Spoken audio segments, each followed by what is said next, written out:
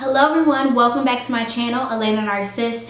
Today's video is going to be about my experience with losing my mother, and I want to share how I've been making it through the last 2 years. I remember when I first lost her, I was very sad and angry. I had so many mixed emotions, but looking back on it, the two things that come to mind is that God's timing is perfect and God can turn your tragedies into victories. I remember kneeling on my mom's bedside. My aunt wrapped her arms around me and supported me to stand back up. My instant reaction after I got back on my feet was to throw my hands up and thank God. And I just started thanking God for the 21 years that He allowed me to have with my mother.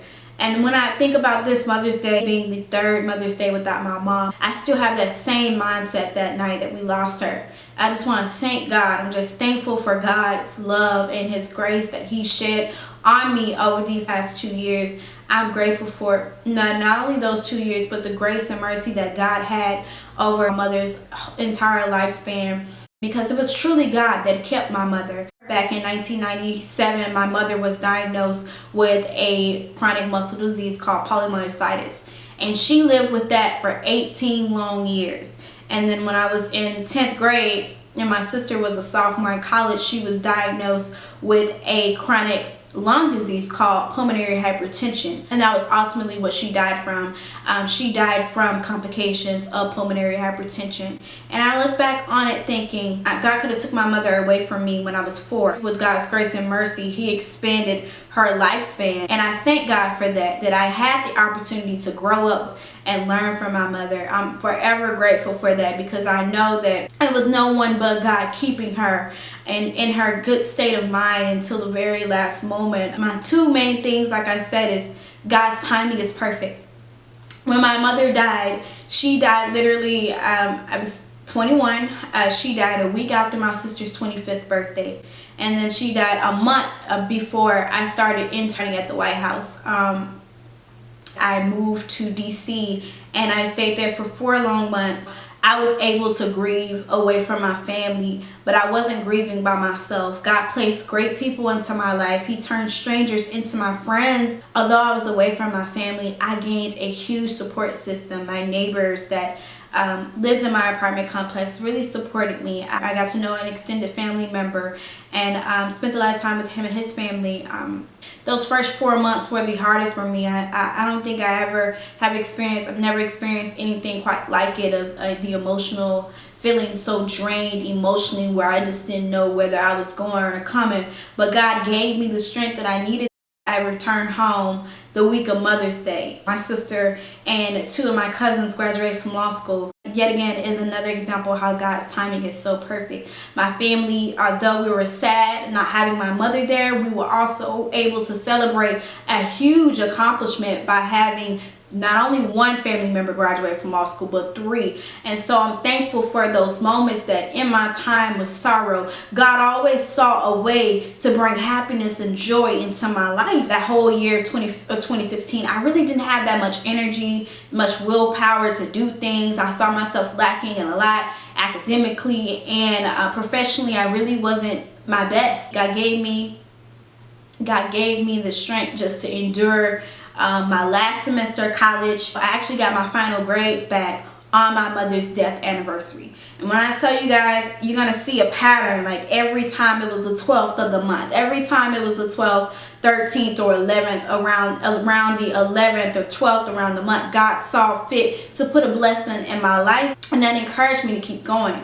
And those little blessings that God would put around those times, the 12th of each month, has helped me. Last Mother's Day, I walked across the stage to receive my diploma from the University of Mississippi. That was again Mother's Day weekend. I really turned something that was a tragedy into victories, where I look back on it, I'm stronger, I'm better. Had it not been for me losing my mother, I would not be as independent as I am, where before losing my mom, I depended on my mom so much. I would call her for every single thing. Like, I'm having a problem with my roommate, I'll call my mom. I would go to my mom sometimes before I would go to God, and that's another lesson I learned in this, is sometimes we depend so much onto people that we forget to bring in God into the picture. And so for me, the lesson that I learned was to lean more onto God, and to lean onto God and seek understanding from God and not from other people. And that's exactly what I've been doing in my life. My mom gave me the advice probably a week before she died: Alana, you got to be your own woman. You have to live for you. And I didn't really know what that meant. I thought it meant, you know, don't listen to what other people are saying, listen to what's good for you. But I really think it means, in God, be your own woman. Trust in God. Lean not onto your own understanding, but unto God. I really think that's more of what she meant. Not only to be my own woman with making decisions, but to seek God first with being a woman. Since my mother died, my prayer has been, God, please give me more strength. Weeks turned into months. I said, God, please give me more strength than I had a week ago, than I had weeks ago, months ago. And when months turned into years, I have still been praying, God, please give me more strength than I had weeks ago, months ago, years ago. And December rolls around this year, it'll be 3 years that I've been without her. But I have faith in God that the same God that has been keeping me for the last 2 years and 5 months will be the same God that's going to help me then. There are going to be moments where I just want to give up and throw in a towel, but I know that my mother instilled in us at a young age God, having faith in God, trusting in God, praying in things. And we grew up in the church, and I know that my problems are not bigger than the God I serve. Yes, it is very sad to lose someone that you love and care about. Death is a small problem compared to the great God that I serve. The sorrow is going to be heavy. It's heavy on me. It weighs on me a lot. I think about all the great moments I've had interning at the White House, graduating from college, moving to a new city, starting a job, and all these great moments I've had the last 2 years. And I really wish my mom was here, but then I think about God, and then I start thinking, God, thank you, God. Thank you, Lord, for the blessings that you have sent my way, God.